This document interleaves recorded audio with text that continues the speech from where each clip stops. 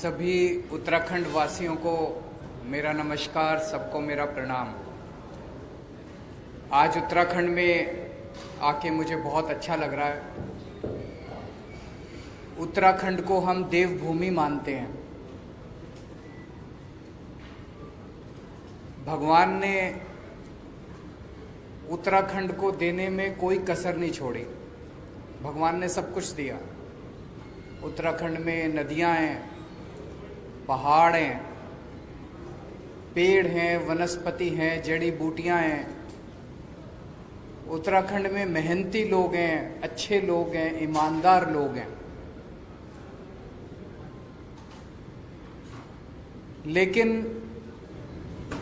उत्तराखंड के नेताओं ने और उत्तराखंड के पार्टियों ने उत्तराखंड को बर्बाद करने में कोई कसर नहीं छोड़ी।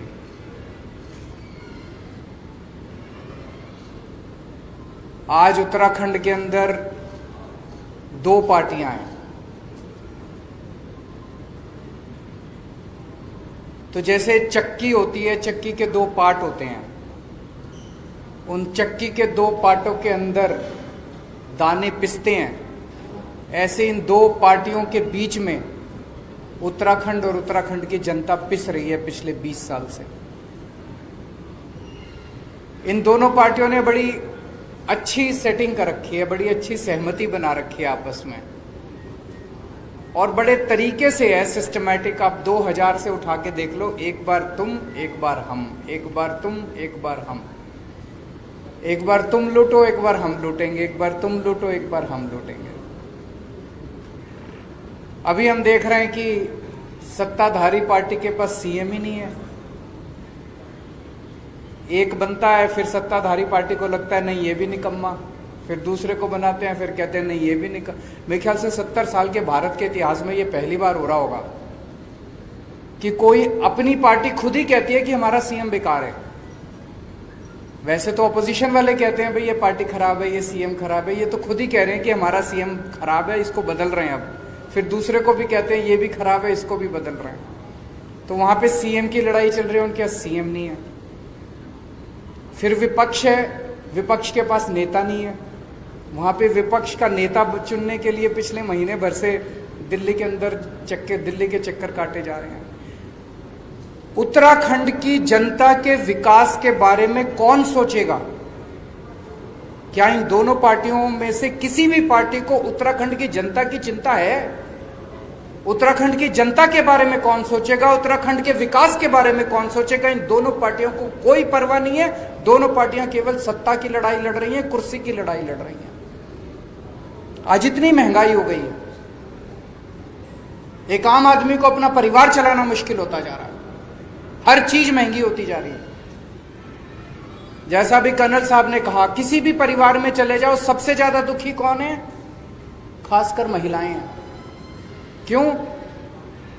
आदमी कमाता है, कमा के महीने के अंत में अपने घर में अपनी धर्मपत्नी को, मां को, बहन को लाके पैसे उसके हाथ में रख देता है। फिर पूरा महीने का खर्चा तो बेचारी महिला को चलाना पड़ता है। आमदनी बढ़ नहीं रही, खर्चे बढ़ते जा रहे हैं, महंगाई बढ़ती जा रही है। मेरा यह कहना है कि उत्तराखंड जो कि बिजली बनाता है, जो कि दूसरे राज्यों को बिजली देता है, दूसरे राज्यों को बिजली बेचता है, उत्तराखंड के अपने वासियों को बिजली इतनी महंगी क्यों मिलती है?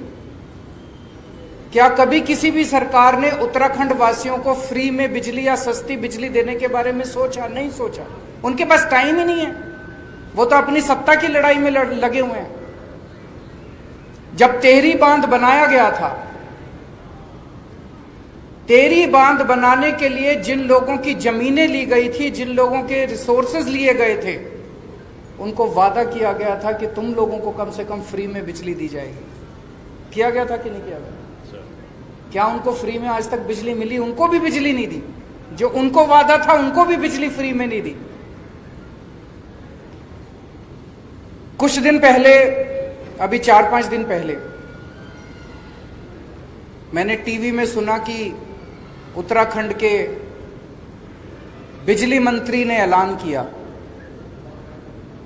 कि हम 100 यूनिट बिजली फ्री देंगे और 100 से 200 यूनिट बिजली हाफ रेट देंगे। मुझे बहुत अच्छा लगा कि उत्तराखंड के लोगों को कुछ तो फायदा होगा। लेकिन मैं सोच रहा था कि चुनाव के 6 महीने पहले ये वादा कर रहे हैं, ये अपने वादे पे टिकेंगे नहीं टिकेंगे। इनके एक बहुत बड़े नेता ने एक बारी कमेंट किया था, जब उनसे पूछा गया जी आपने कहा था 15-15 लाख रुपए देंगे, बोले ये तो चुनावी जुमला होता है। तो जब उन्होंने ऐलान किया कि 100 यूनिट बिजली फ्री देंगे, तो मेरे मन में एक शंका थी, एक खुशी भी थी, एक शंका भी थी कि पता नहीं ये पूरी करेंगे नहीं करेंगे। मेरी शंका 24 घंटे में उसका निवारण हो गया।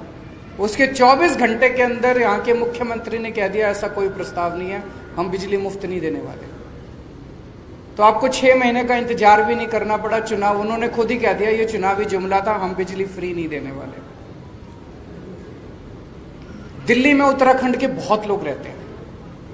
मुझे तो लगता है शायद उत्तराखंड के हर परिवार से या तो कोई दिल्ली में रहता होगा, या दोस्त होगा, या रिश्तेदार होगा। लगभग हर परिवार का कुछ ना कुछ दिल्ली से रिश्ता जरूर है। और जब आपस में दिल्ली से उत्तराखंड के जो निवासी हैं, दिल्ली में रहते हैं, वो आते हैं वापस, चर्चा करते हैं, फोन पे बात होती है, तो वो बताते हैं कि दिल्ली में किस तरह से विकास हो रहा है। जो काम 70 साल में सारी पार्टियां मिलकर देश के किसी भी कोने में नहीं कर पाई, वो काम आज दिल्ली के अंदर हो रहे हैं। स्कूल बन रहे हैं, अस्पताल बन रहे हैं, सड़कें बन रही हैं, पानी, बिजली, हर क्षेत्र के अंदर दिल्ली के अंदर विकास हो रहा है। अब उत्तराखंड वासी भी चाहते हैं कि वैसा ही विकास दिल्ली का जैसा हो रहा है वैसा ही विकास, यहां भी स्कूल अच्छे होने चाहिए, यहां भी अस्पताल अच्छे होने चाहिए। सभी उत्तराखंड वासी चाहते हैं। और अब उत्तराखंड के लोग मन बना चुके हैं कि उत्तराखंड के अंदर आम आदमी पार्टी की सरकार लानी है। तो मैं उत्तराखंड के लोगों को भरोसा दिलाना चाहता हूं कि जितने काम, अच्छे काम दिल्ली में हुए वो तो करेंगे ही करेंगे। स्कूल भी अच्छे बनाएंगे, अस्पताल भी अच्छे बनाएंगे, बिजली भी अच्छी करेंगे, पानी भी अच्छा करेंगे, यहाँ पे खेती भी अच्छी करेंगे, कानून व्यवस्था भी, और भी खूब सारे अच्छे काम करेंगे। आज मैं खासकर बिजली के क्षेत्र में 4 बातों की गारंटी देके जा रहा हूं। और मैं ये बता दूं, मैं जो कहता हूं वो चुनावी जुमला नहीं होता। केजरीवाल जो कहता है वो करता है। आज जो मैं कह रहा हूं वो केजरीवाल की गारंटी है। 4 बातों की गारंटी दे रहा हूं मैं बिजली के क्षेत्र में। ये हमारी पहली गारंटी है। पहली गारंटी का मतलब अगले महीने फिर आऊंगा एक और बात करने के लिए, फिर उसके अगले महीने फिर आऊंगा एक और बात करने के लिए। आज बिजली के क्षेत्र में 4 बातों की गारंटी देके जा रहा हूं। पहली चीज, जैसे दिल्ली में करके दिखाया वैसे ही उत्तराखंड के अंदर हमारी सरकार बनेगी। 300 यूनिट बिजली तक हर परिवार को मुफ्त बिजली दी जाएगी। दिल्ली में 200 यूनिट बिजली मुफ्त मिलती है। 200 से 400 यूनिट के बीच में हाफ मिलती है, हाफ रेट पे। तो यहां पे इसके लिए हमने एक अलग वो कर लिया कि एवरेज करके 300 यूनिट, वो हाफ वाला कॉन्सेप्ट नहीं रखा, 300 यूनिट फ्लैट, 300 यूनिट तक हर परिवार को मुफ्त बिजली दी जाएगी। दूसरी बात, ऐसे पिछले कई महीनों से हमारे कार्यकर्ता गांव-गांव जा रहे हैं, घर घर जा रहे हैं। ऐसे कई परिवार देखने को मिले, ऐसे कई बिल देखने को मिले कि लोगों के गलत बिल आए हुए हैं। और कई बार होता है कि जानबूझ के गलत भेजे जाते हैं। 60,000 का बिल भेज दिया, अब वो बेचारा जब ठीक कराने जाता है तो उसको कहते हैं 10,000 दे दे, तेरा बिल माफ कर देंगे। होता है ना, कई बार जबरदस्ती के झूठे बिल भेजे जाते हैं। अब बेचारे चक्कर काट रहा है, चक्कर पे चक्कर काट रहा है। इतने बड़े स्तर के ऊपर गलत बिल आए हुए हैं कि उनको अगर ठीक करने के लिए सारी मशीनरी भी लगानी पड़े तो वो कम पड़ जाएगी। तो दूसरी बात, पुराने बिल माफ किए जाएंगे, पुराने बिल नहीं देने पड़ेंगे, एक नए सिरे से शुरुआत की जाएगी। तीसरी चीज, कोई पावर कट नहीं लगेगा। दिल्ली में करके दिखाया हमने। उत्तराखंड में 24 घंटे बिजली देंगे। फ्री बिजली का यह मतलब नहीं है कि बिजली कम देंगे, पूरी बिजली देंगे, 24 घंटे बिजली देंगे, मुफ्त बिजली देंगे। दिल्ली में जब मैं मुख्यमंत्री बना 2015 में, जब दूसरी बार हमारी सरकार बनी थी, मेरे को याद है 2014 की गर्मियां, दिल्ली में 7-7, 8-8 घंटे के पावर कट लगते थे। बहुत बुरा हाल था दिल्ली के अंदर, इतने पावर कट लगते थे। मुख्यमंत्री बनने के बाद मैंने और मेरे मंत्रियों ने और मेरे विधायकों ने गली गली जा जाके, मोहल्ले मोहल्ले में जा जाके तारें बदलवाई, ट्रांसफार्मर बदलवाए, खड़े होके, जैसे अपने घर का काम कराते हैं ना जब घर की, वैसे खड़े होके हमने ट्रांसफार्मर चेंज करवाए, तारें चेंज करवाई, रिप्लेस कराई। और आज दिल्ली के अंदर 24 घंटे बिजली है। लोगों ने इन्वर्टर इस्तेमाल करने बंद कर दिए, जनरेटर इस्तेमाल करने बंद कर दिए। उत्तराखंड में भी बिजली की कमी नहीं है, उत्तराखंड में बिजली बहुत है कि नहीं है? उत्तराखंड तो दूसरों को बिजली देता है, फिर भी बिजली के पावर कट लगते हैं। क्यों लगते हैं? तो उत्तराखंड में कोई पावर कट नहीं होगा। ये तीसरी बात। और चौथी बात, किसानों को, उत्तराखंड के किसानों को मुफ्त बिजली दी जाएगी। आज एक किसान बेचारा गरीब आदमी है, सबसे गरीब आदमी है, और उस किसान से भी हम बिजली के पैसे लेते हैं। अगर उसको थोड़ी सी हम सहूलियत दे देंगे तो उसकी जेब में थोड़े से पैसे आ जाएंगे, उसकी जेब में थोड़े से पैसे आएंगे तो अपने बच्चों को और अच्छी तरह पाल लेगा। तो चौथी बात, किसानों की बिजली, खेती की बिजली मुफ्त की जाएगी। आज ये बिजली के क्षेत्र में हमारी पहली गारंटी है। 4 बातों की मैं गारंटी दे रहा हूं। हमारी सरकार बनने के बाद पहली कलम से आपकी 300 यूनिट बिजली मुफ्त कर दी जाएगी। मैं ऐसे भी नहीं कह रहा कि सरकार बनने के 5 साल के बाद चुनाव के टाइम हमारे को याद आएगा हमारा वादा। सबसे पहले सरकार बनने के बाद पहली कलम से आपकी 300 यूनिट बिजली मुफ्त की जाएगी, किसानों की बिजली मुफ्त की जाएगी और पुराने बिल माफ किए जाएंगे। 24 घंटे बिजली करने के लिए समय लगेगा, 3-4 साल लगेंगे। सारा नेटवर्क जो है, इसमें जितनी कमियां हैं, ट्रांसफार्मर बदलने हैं, ये है वो है, पुराना नेटवर्क है, इसको ठीक करने में समय लगेगा। उसके वो भी करेंगे, लेकिन 3-4 साल के अंदर ऐसी व्यवस्था कर देंगे, मॉडर्न नेटवर्क होगा बिजली का, 24 घंटे बिजली की व्यवस्था करेंगे। मैं समझता हूं कि आज की इस घोषणा के बाद उत्तराखंड के हर व्यक्ति को खुशी होगी, हर परिवार को खुशी होगी, लेकिन सबसे ज्यादा खुशी उत्तराखंड की महिलाओं को होगी।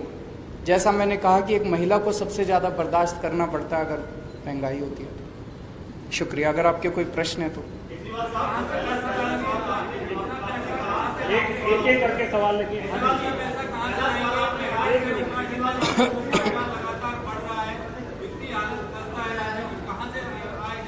वो भाई साहब ने बड़ा अच्छा प्रश्न पूछा। 1 मिनट में प्रश्न रिपीट कर देता हूं। उन्होंने कहा कि उत्तराखंड की सरकार घाटे में चल रही है, उत्तराखंड के पास पैसा नहीं है, इतना पैसा कहां से आएगा?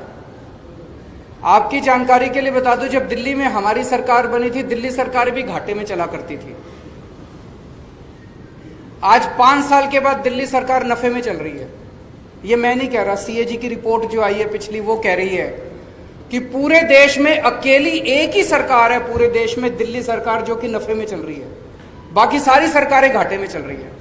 नंबर 1। नंबर 2, आज ये जो ऐलान किए गए हैं, हम सारी कैलकुलेशन करके आए हैं, सारी प्लानिंग करके आए, ये हवा में नहीं कर रहे। 1200 करोड़ रुपए का खर्चा आएगा टोटल।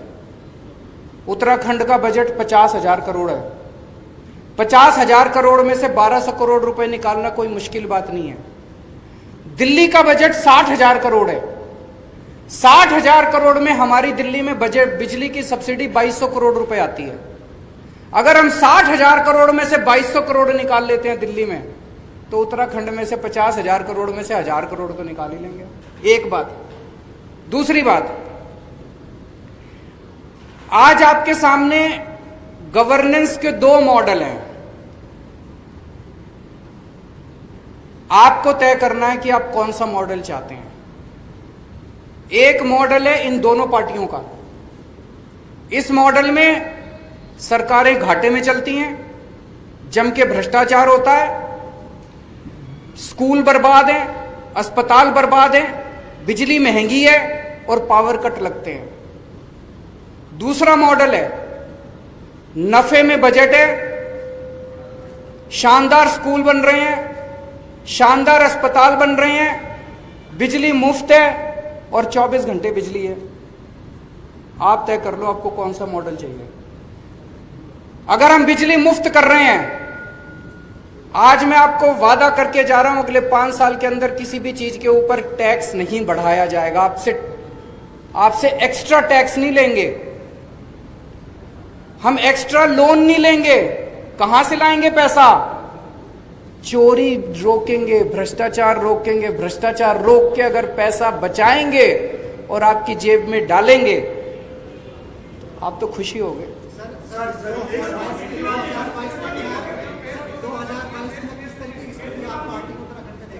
अच्छी स्थिति होगी जी अगर अच्छा काम कर रहे हैं। अगर बिजली फ्री देंगे तो आप बताओ, आप वोट दोगे नहीं दोगे? सारे वोट देंगे। जिस जिसको अच्छे स्कूल चाहिए, जिस जिसको अच्छे अस्पताल चाहिए, जिस जिसको 24 घंटे बिजली चाहिए, जिस जिसको फ्री बिजली चाहिए, सब देंगे वोट। एक मिनट, वो काफी देर से बोल रहे हैं। एक उनको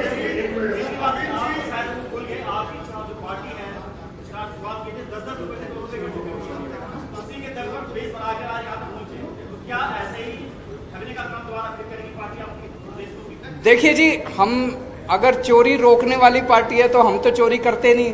हमारे पास फंड तो आप ही से 10 रुपए लिए। अब आपसे 100 रुपए लेंगे इस बार। आपसे भी 100 रुपए लेंगे, इनसे भी 100 रुपए लेंगे। जनता के चंदे से चलने वाली पार्टी है और जनता के चंदे से चलेगी।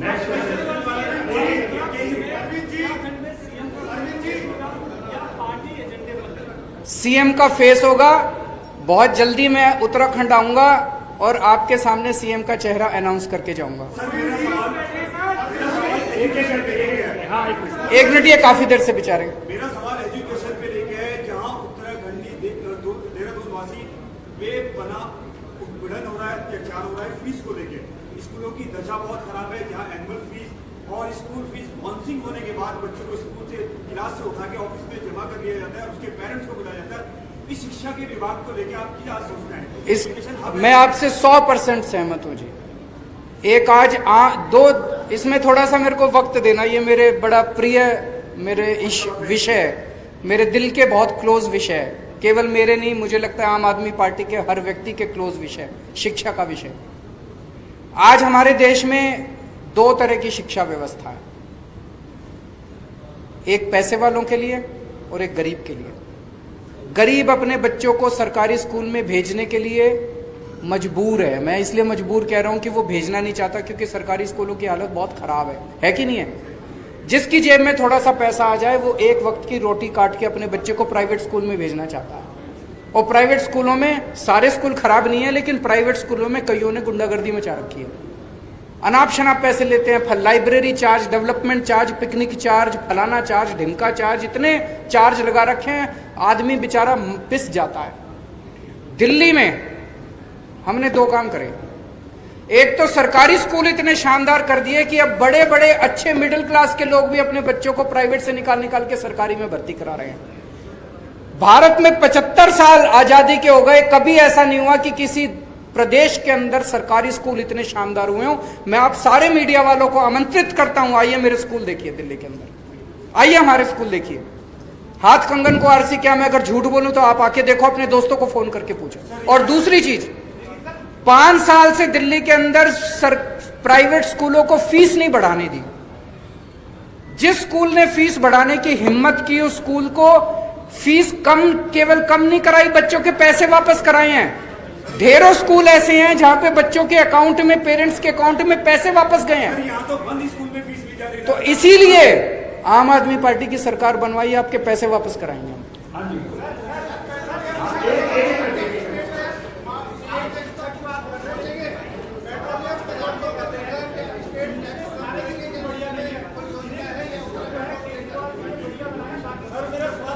ये इन्होंने एक अभी आ रहा हूं जी, सबके दूंगा। इन्होंने बड़ा इंपॉर्टेंट क्वेश्चन किया कि बीजेपी वाले ये कह रहे हैं कि केजरीवाल ने दिल्ली में 4-5 स्कूल अच्छे कर दिए, बस बाकी सारे नहीं करे। सर यहाँ की दिशा और दिशा बदलेगी। मैं आपसे सबसे आपको आमंत्रित करता हूं, आप दिल्ली के किसी सरकारी स्कूल में चले जाओ दिल्ली सरकार के, और आप वहां पे फोटो खींच के मेरे को भेज देना, अच्छा लगे या बुरा लगे। किसी भी सरकारी स्कूल में जाके आप देख लेना। एक मिनट।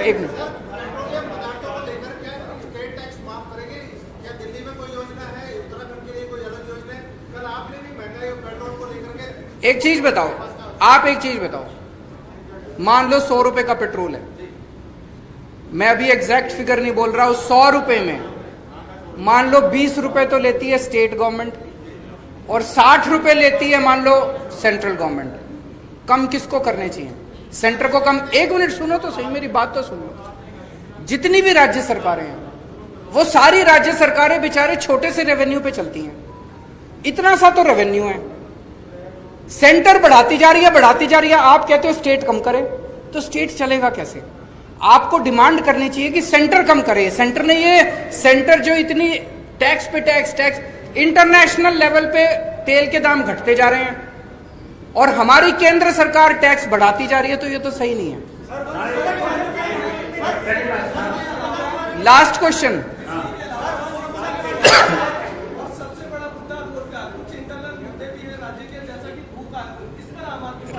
रोजगार के ऊपर आपने सही कहा। हमारी पार्टी के अंदर आजकल कर्नल साहब जो हैं युवाओं के बीच में घूम रहे हैं, युवाओं के बीच में बातचीत कर रहे हैं। रोजगार को लेके हमारी पार्टी के अंदर पूरा प्लान बन रहा है। अगले कुछ महीने के अंदर मैं दोबारा आपके बीच में आऊंगा और रोजगार के ऊपर कुछ ना कुछ आपके साथ साझा करेंगे।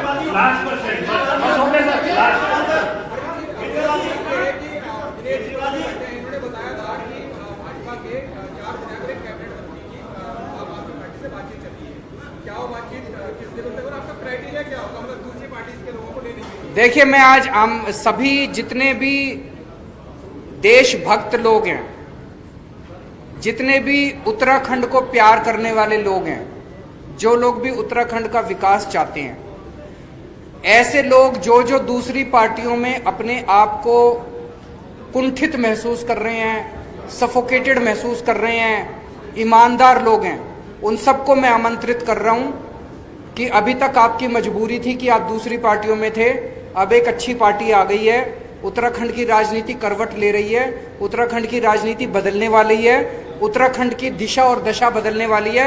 आप सब लोग आइए और आम आदमी पार्टी ज्वाइन कीजिए। बहुत बहुत धन्यवाद, शुक्रिया।